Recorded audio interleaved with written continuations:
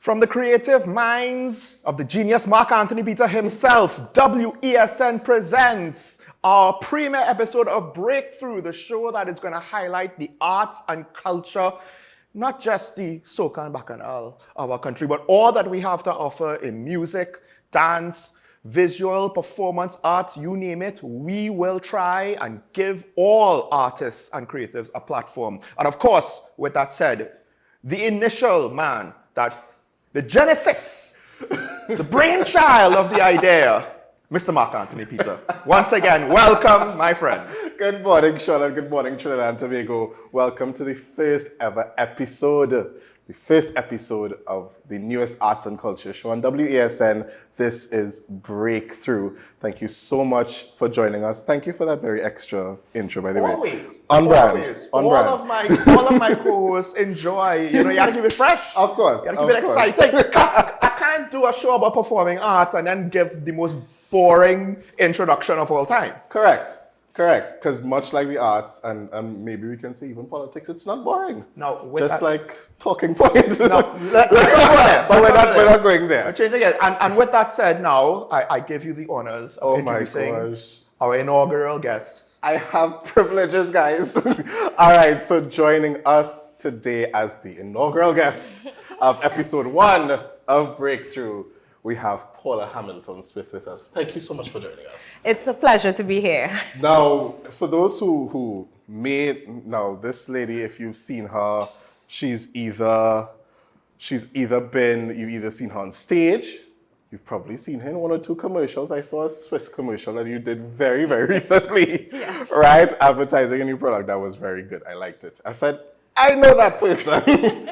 I've also known her through, obviously we first met as members of the UE Arts Chorale, yes. Right? And we've had Mr. Murray on before on Talking Points, so people are well familiar with him.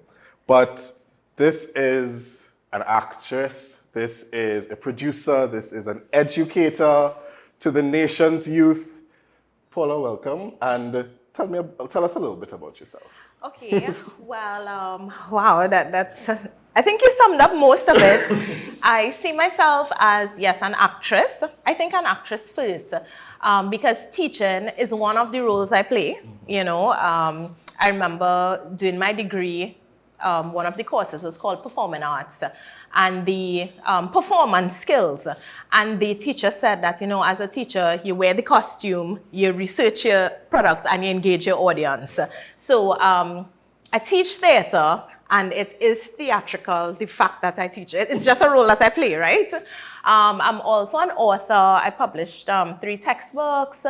And yeah, the theater really is my love. Like, I love to be on stage, the lights, the everything. And I feel like the performing arts fraternity is where I can really be myself. You know, everywhere else, people are like, oh my God, she's so dramatic. But like, you know, when you're around theater, people, it's like, okay, this is home. I could talk and express and just be, you know? That is very true. Yeah. So to you, it's just being. But to others, it's a heightened level of dramaticism. Yeah. Some people don't get it. And, you know, part of my love for theater, and specifically musical theater, I have my own performing arts company. It's in a very fledgling state. That's the Nth Factor. And the aim is to do musical theater. So, you know, I'm working slowly towards that. Right now, I'm working on an original musical that, you know, like I really... This is so exciting. Yes. This is so exciting. Folks, original works. That is the next frontier, I think, of our performing industry, music-wise. In other areas, of course, painters will have their original works and so on and so on. You know, dance will have to some extent their original dance. But music... I think even theater, we have original works. Yeah. Not so much in music, you know? We have some compositions and stuff, but to have a whole musical theater offering. Yeah, well, you know, there is a precedent now. This weekend, we just had Queen of the Road written by Roma Spencer, you know. So, like, there's a precedent, and I feel like people are more open. At first, I was a little nervous. I was like, would people come to see something if it doesn't have the background of, like, this was done on Broadway, you know? But I think Trinidad is ready. I think they want to see it. And I think that comes with an overall, because we were also talking, we were also having a quick discussion off camera, and you said there's this impression of foreign is better than us, and if it's not been there, I'm not going to that. Yeah. But really and truly, I think there's been a slight shift, and the shift is happening slowly but surely, where we actually appreciate the quality of what we're putting out. Yeah. What I also want to get into a little bit, it's interesting that you listed, so you said theater first, but you also listed author, you also listed teacher. Yeah. This is the life of a creative, folks. It's never just one thing. There is that one thing that you absolutely love. So for me, it's music, it's piano, it's singing. Okay. But then there's also, I enjoy being in a choir, I enjoy conducting, I enjoy producing, I enjoy putting on my own shows for my YouTube channel, things like that. I'm here. I'm here. Right? So it's not just you're creative.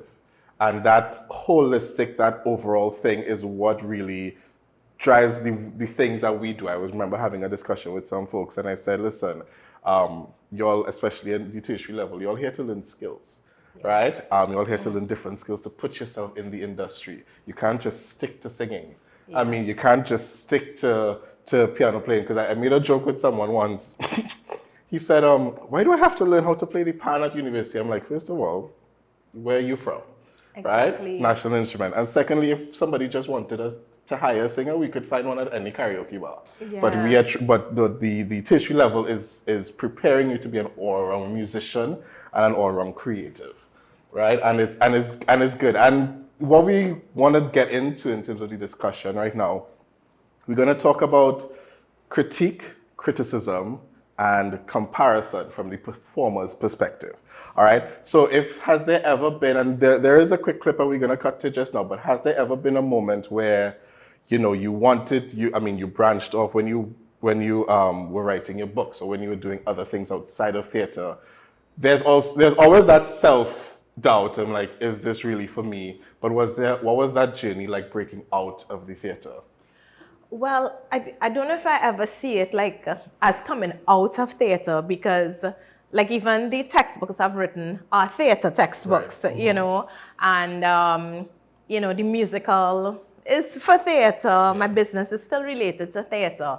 When I think about criticism on my journey, I think the heaviest I ever received would still be in theater. I still think the rest are still kind of connected.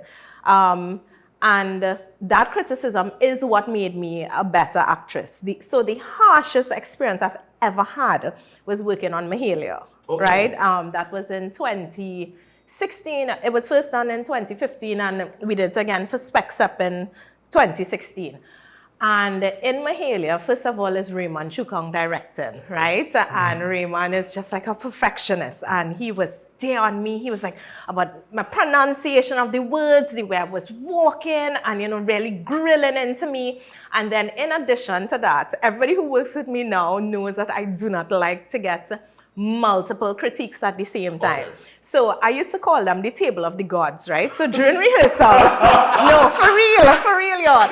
I used to call them the table of the gods. So while we are on the, assigned set rehearsing, there is the producer, the publicist, the director, the musical director, the vocal coach. Yes. It's just this table of people above you, right? Yeah. So I am running the scene, and not only is Raymond giving me critique as director, everybody has something to say, right? Everybody, and it was just overwhelming. But just snowballs, just one after the other, just coming at you. So now that, like who I work with now, I'm more on the producing side and stuff. I tell them from earlier, please don't have like a million people giving feedback. And even as a teacher, like I think that's why I would say the critique helped me. Because I had that experience, even as a teacher, when I have children doing productions, I always tell them, don't try and give your fellow actors critique in the middle of the rehearsal. Yeah. And sometimes if they didn't ask for it, don't give it. The director is the person that's giving feedback. So I think that would be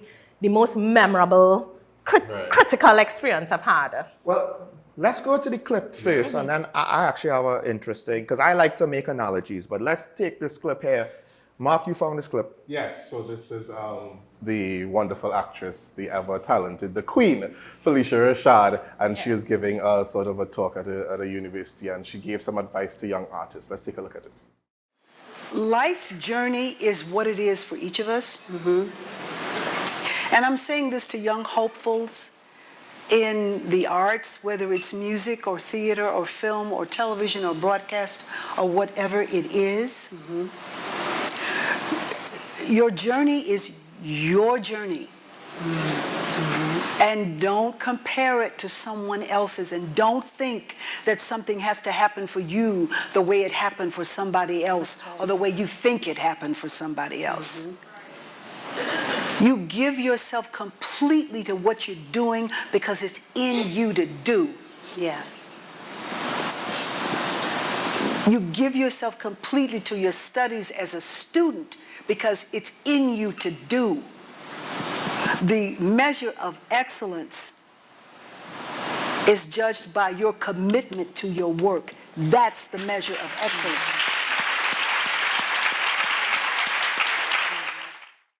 So essentially, she gave this advice. She said, "Your journey is your journey." Right, yes. Right, and she said, "How you show up, how you bring yourself to your craft, that is the true measure of excellence." Right? She said, "Don't compare yourself. Don't just because it happened that one way for someone else. Don't use that as a measuring stick for your own worth and the worth of your journey." Because I think what happens is you always want to compare, right? And this is the comparison part, right? But part of it is, first of all, art is subjective, and then how people engage, other stakeholders in the project engage with, and who they decide to engage with, is also going to be subjective and varied, and it's very difficult to replicate things. And I remember, ironically, when I was listening to this not too long ago, it came up in the world of rap music, because I can't remember if it was Ludacris that said, well, my era was the hardest era because look who I had to compete against. And for him, because he was saying he had all of these heavyweights, Eminem, he also had Nelly, Busta Rhymes, 50 Cent, Kanye came out.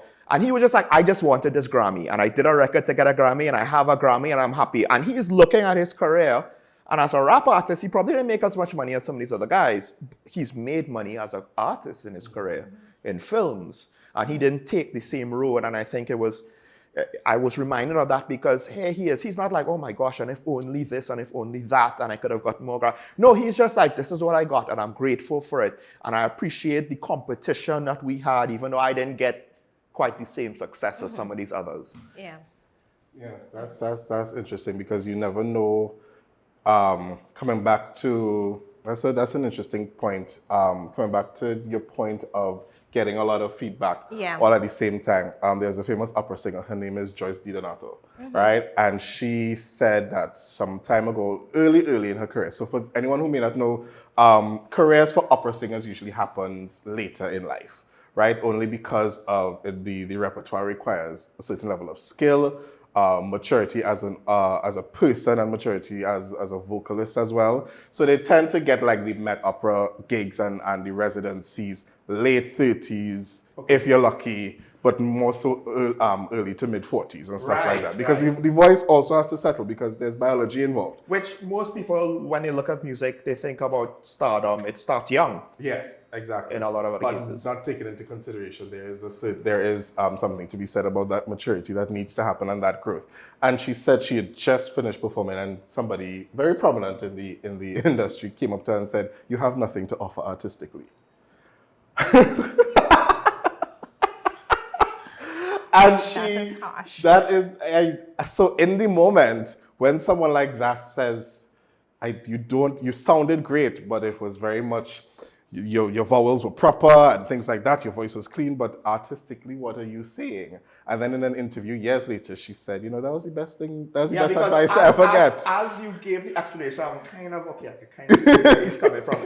If she's being too... Exactly, but there's a difference. You have nothing to say. Yeah, that is true. That is true. That's like me telling you, Sean, you have nothing to say when you have something to say all the time. I have, yes. I have a whole show of me just Exactly. Talking. So imagine somebody coming up to say, you're not saying anything as an artist. In that moment, when you're young in your career, when you're young, and you're just starting out and you're like, oh my gosh, I'm ready. I just came off of the stage. It was a beautiful performance. Everybody clapped. And then this prominent person who you probably looked up to just said, mm-mm. Before, because I wanted to add something to your previous point, but before I do that, what do you make about that?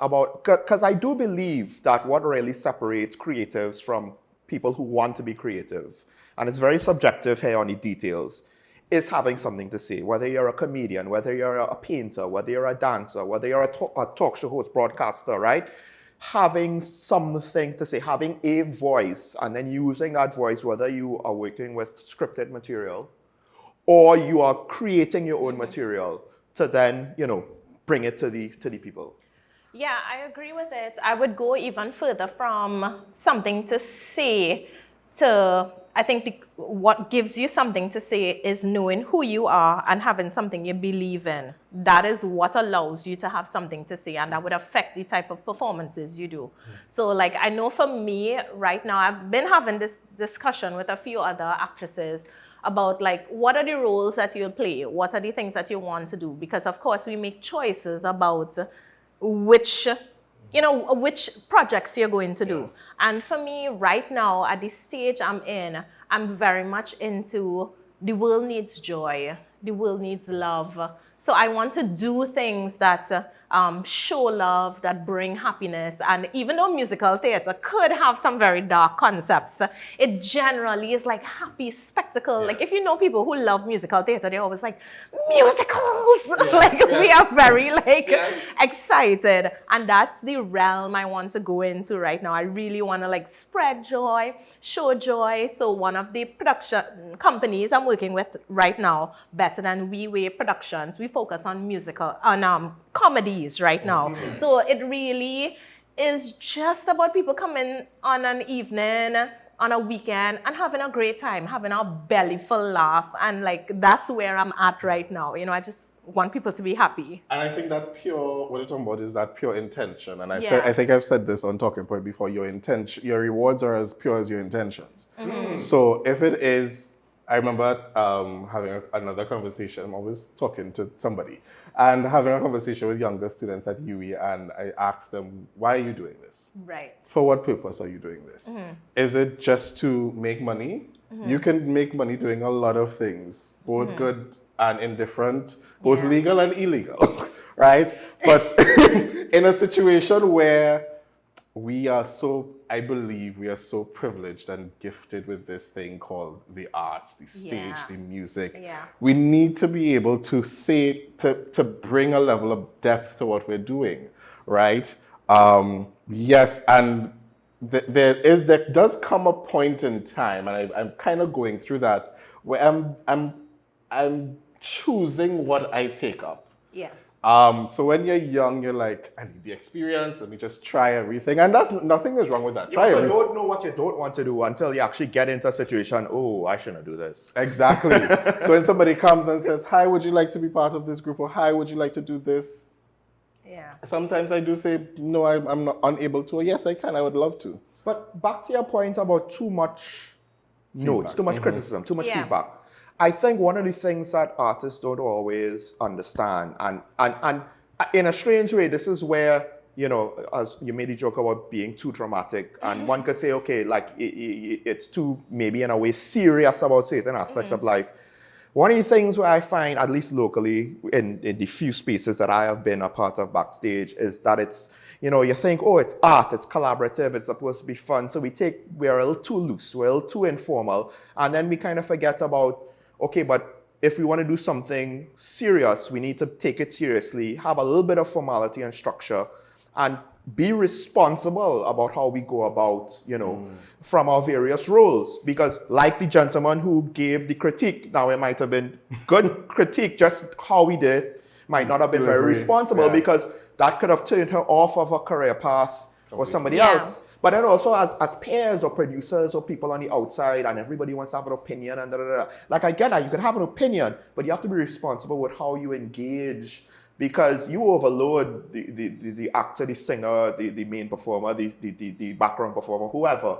Yeah. And all of a sudden their performance could drop. Yeah, and I agree with what you're saying. Like you can't totally run away from critique. It is how you do better. You need to have feedback. And that whole idea of, yes, theater is fun, it's therapeutic, it's all of this.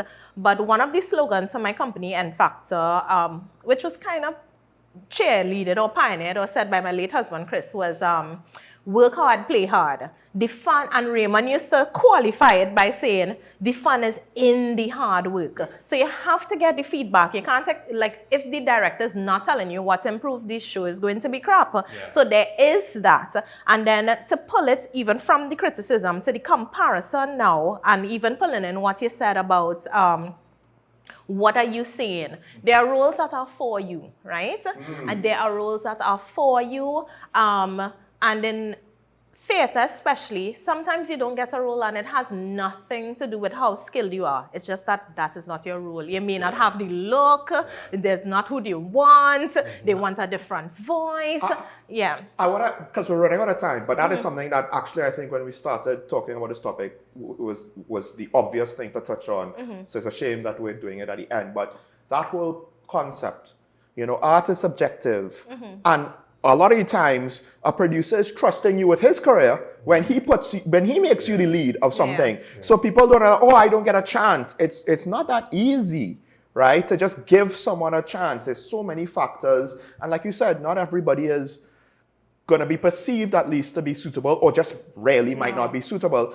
And I firmly believe the roles are that are for you, you will get it. Like, I don't beat up if I don't get a role, etc. What is for me, I will get it. But that dynamic, that dynamic, because a lot of it is personal relationships, but that's what makes it tricky, right? Yeah. It's all good when you are good for the role, and I'm your friend, and I want you for the role because you'll be perfect for the role, and it all works out. But what if you want the role, and I'm your friend, and I don't think you're good for the role, and I'm like, you're not good for the role? You know, to have that real conversation now. Sometimes the friendships could you know, it's why they say don't do business with friends and family. Yeah, but more specifically with theater, there are things like casting profiles. So like even the Swiss commercial, like right now I've fallen into casting profile of a mother, right? And I accept that. I accept that. Like, I mean, and you know, it is what it is. And it's good work. Yeah, sometimes you just have that. You have a casting profile and roles that you are suited for. Yeah. So you're typecast. Well, in a way. Not completely.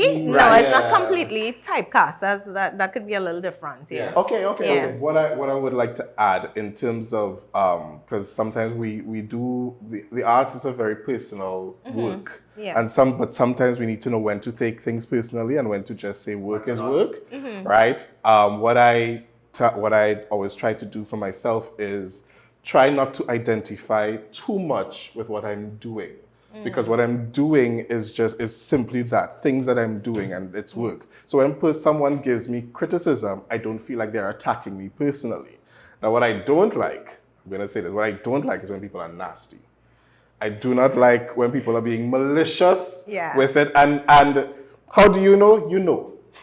You know when people are watching your particular way. And usually it's the people usually it's not the producer. It's usually the fellow cast member that may be slightly jealous that you have the role and they don't. Maybe it's the person in choir that may have the solo and you want it, but you don't have it and things like that. But at the end of the day, what I really want to say is at the end of the day, this is it's a big pot. All of us can benefit from it. And we all and when we work together and collaborate, we create beautiful work. Yeah. And I just like to and there's a quote. Just want to add, responsibility also includes, I didn't get the part, let's not go and bad talk my co-worker behind the scenes. Exactly. So there is a quote it's a Theodore Roosevelt quote, right? And it talks about criticism. And it says, fix your face. Politics? Already first episode, we can't get away from it. But I think it applies across the board. He says, it is not the critic who counts, not the man who points out how the strong man stumbles or where the doer of deeds could have done them better. The credit belongs to the man who is actually in the arena, whose faces is marred by dust and sweat and blood, who strives valiantly, who errs, who comes short again and again, because there is no effort without error and shortcoming, but who does actually strive to do the deeds, who knows great enthusiasms, the great devotions, who spends himself in a worthy cause, who at the best knows in the end the triumph of high achievement, and who at the worst, if he fails, at least he fails while daring greatly. It's a pretty long quote. Yes. But it's a It's a good quote. yes. Well, folks, we are out of time for this segment. segment, Paula yes. Hamilton-Smith, educator, performer, Actress, actress, author, Swiss, producer, Swiss seller, Swiss mother, Swiss product mother. Thank you for joining us on our first It's my episode. pleasure. Thank you for inviting me. Thank you so much, ladies and gentlemen. This is Breakthrough. We will be right back.